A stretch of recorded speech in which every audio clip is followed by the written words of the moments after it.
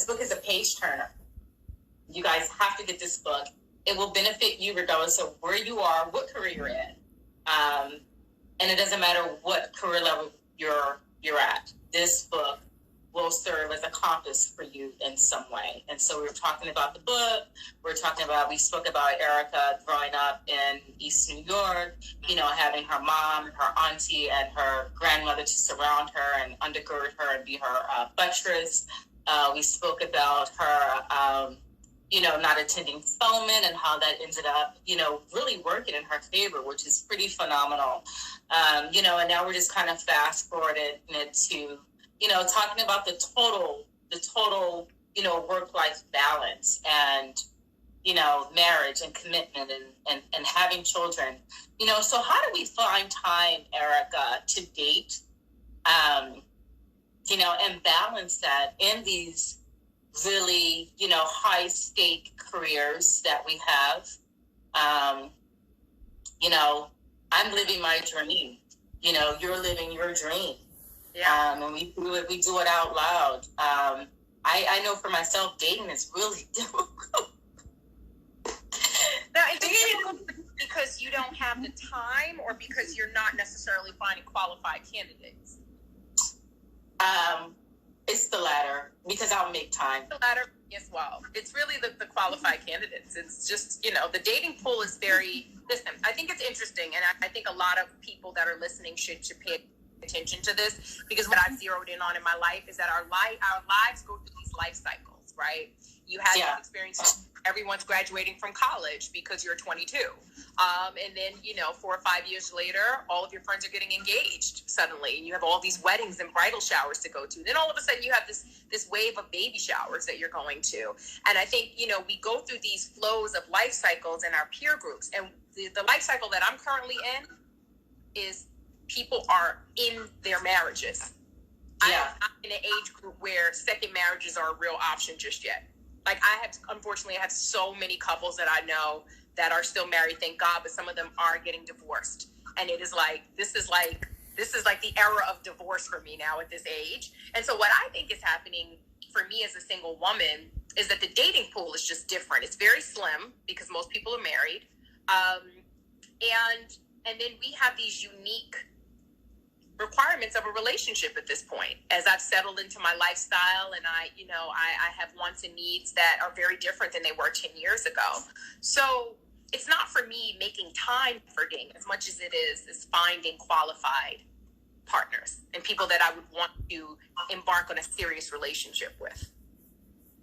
Yeah. A friend of mine recommended that I, hire a professional dating assist. It's not an idea. I've never done it. Let's do it together. Wait, let's do it together. We're checking, how's it going with you? But it's hard now because you have COVID-19. Well, let me tell you, I actually interviewed for It's Just Lunch. I did it. Oh, wow. I did it maybe 3 years ago. And it was funny because they asked me if I was willing to lie about my age so that I could fit into a pool of qualified candidates. Because if I say I'm 41 at the time, I'm 44 now. If I say I'm 41, when they do an age range for what a gentleman might be looking for, they're cutting it off at 40. Yeah. Right? They're 25 to 40. Let's call it that, right? So the pool of qualified candidates, if you will, kind of you get usurped out of that. But then the other bit was I could just pay to go on these dates. And the idea of me paying tens of thousands of dollars to have dates just seemed counterintuitive to me. I just said, I just probably need to go to the park. I probably don't need to spend tens of thousands of dollars to find a date. Right? Yeah. Yeah. I definitely cannot. That's the part I can't reconcile. You know what I mean? It's just like, my sister's like, I'm making you a dating profile on such and such. Like, our girlfriends are like, you should sign up. I did it. And I'm like, well, are you married yet? And they're like, oh, but I'm meeting some really, really great men. And, I don't want that to be commonplace, for me. I do really like to meet men in a very organic way.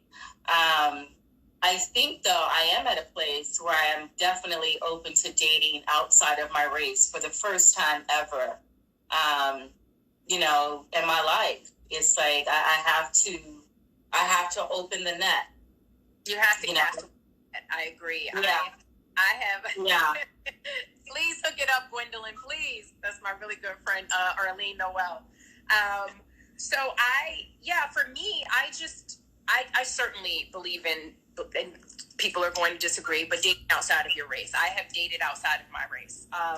I would like to marry an African-American man. I would love to. Around babies. Yeah. It'd be wonderful. But I had to stop and ask myself, how long am I supposed to wait for this to show up in the way that I thought it was supposed to show up? I believe that I could be an open-minded person and have an open heart and meet the person that is meant for me, and perhaps that person might not be my color. That was my rationale. So I have dated outside of my race, and it's been fine. But I'm not against it. But again, it's slim pickings. Yeah.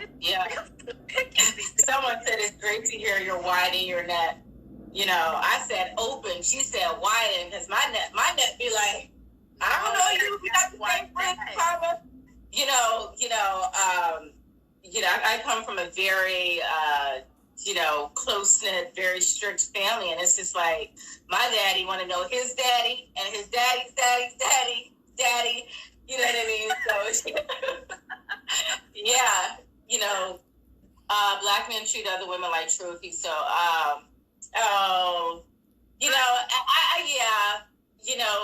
at the end of the day, it's like you have to have a healthy narrative, a healthy outlook.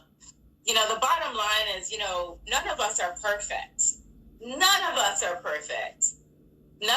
perfect. We all come to the canvas of love, needing understanding and needing patience and needing kindness. First of all, as a human being, number one, and then as a journalist, and being a woman, it's very hard for me to make these broad brushstrokes, these sweeping indictments, yes. About groups, about this sex versus that sex. I know it's easy. We have a lot of pain and we want to lash out and we want to be like, they're doing this.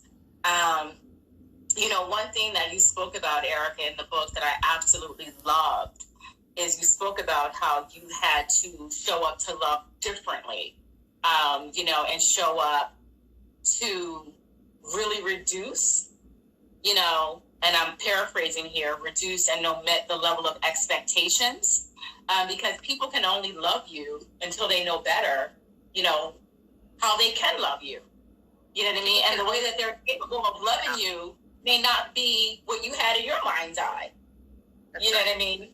So let's talk a little bit about that, and then we can, really start to wrap this up, because this could be a whole another hour talking about love. The Willie Lynch letter, and I can't tell you how many dinner conversations I've had over the Willie Lynch letter. That's probably another live that we need to do. So yes, we probably should put a pin in deep dive relationship conversations. But yeah, I think we are, and that is why I think Tanisha's saying we have to be more gentle with our community, with our men. I love black men. I support black men. I cheerlead them. I fight for them like nobody's business. So, ideally that is what I want for my future. But, if it shows up differently, I'm open. I'm just open to the possibilities of my life. And I'm not going to restrict myself with, some dated rules around the way I should live my life. Right. And Kamisha, I feel compelled to tell you that, to make a choice to date outside of your race, is opening yourself up for love. We talk about God's love, for those of us who are believers in God. I am a believer in God. I am a believer in God's perfect love, his sovereign love.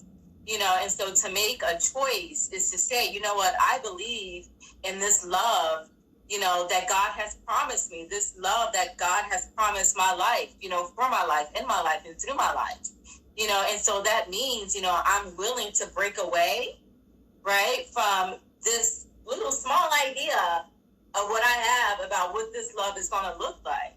You know, and saying, well, you know, I'm going to date outside of my race because Black men make other women, you know, trophy. To date, me choosing to date outside my race, you know, has nothing to do with, you know, taking a sting at Black men or anything like that. It's about me opening my heart up to really wanting love in my life, you know, and to not limit myself to what that looks like, you know, with a man from a different race.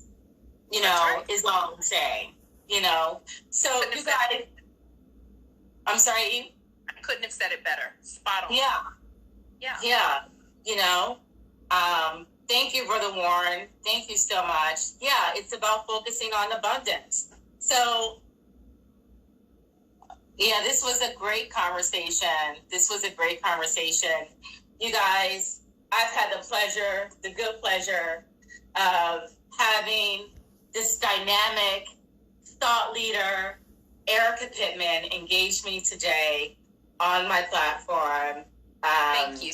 This is also, I'm going to mirror this content, you know, and get it also on Black in America. So I'm going to run it also on blackinamerica.com. So it'll be evergreen, here to last for you guys to be able to refer to. Get this book, because the last time I was on Amazon, there were only 10 left, y'all. So, we'll make sure there's more for you guys. There's enough. Yeah. So you guys get this book. You know, What Mommy Never Told You is such a perfect title.